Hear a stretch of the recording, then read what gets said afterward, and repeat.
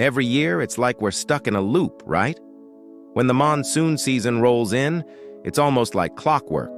Our rivers start overflowing, and you can just feel that wave of panic creeping in. It's almost like a scene from a movie, where the rain just keeps pouring down, and the water level rises faster than you can blink. So what's the deal with all this flooding? Well, it all boils down to that one word we keep hearing on the news. Cusec.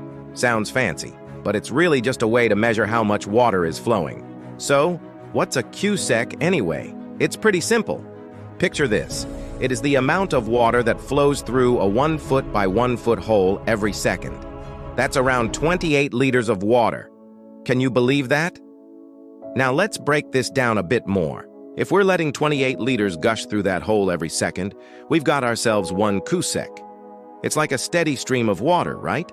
But when you start hearing about floods measured in cusecs, that's when things get real. For example, when you hear about a flood of 1,000 cusecs, that's a jaw-dropping 28,000 liters of water rushing past a single point every single second. Can you even imagine the sheer volume?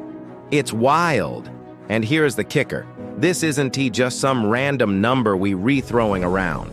When we talk about floods, we're talking about real-life impacts on communities. Think about it.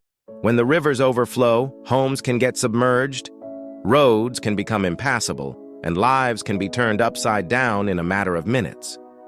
Just last year, there was a flood in a nearby town that measured over 5,000 cusecs.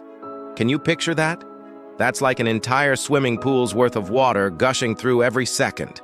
The aftermath was devastating. Families were displaced, and the recovery took months. It's not just about the numbers, though. There's a human side to all of this. Imagine being in a situation where you have to evacuate your home, not knowing if you'll ever return to your belongings. The fear and uncertainty can be overwhelming. And then there's the impact on infrastructure. Roads washed away, bridges collapsing. It's like the world as you know it can change in an instant. Now, if you're curious about floods, climate change, and what's happening in your area, don't forget to hit that follow button on our channel. We dive deep into these topics, breaking them down so you can understand what's really going on. There's so much to explore together. Let's talk about climate change for a second. It's a huge factor in all of this. With rising temperatures, we're seeing more intense rainfall, which means more water flowing into our rivers. The ground can only soak up so much, and when it's saturated, the excess water has nowhere to go but up. It's like a sponge that's been squeezed to its limit. Eventually, it just can't hold anymore. And here's another thing to consider: urbanization. As cities grow and more concrete replaces green spaces, there's less room for water to seep into the ground. This means that when it rains, all that water just rushes into the streets and rivers, leading to even higher flood risks. It's a cycle that can feel pretty overwhelming. So, what can we do about it? Well, there are a few things we can focus on. For starters, improving our drainage systems can help manage the water flow better. Cities can invest in green infrastructure like parks and permeable pavements, which allow water to soak into the ground instead of flooding our streets.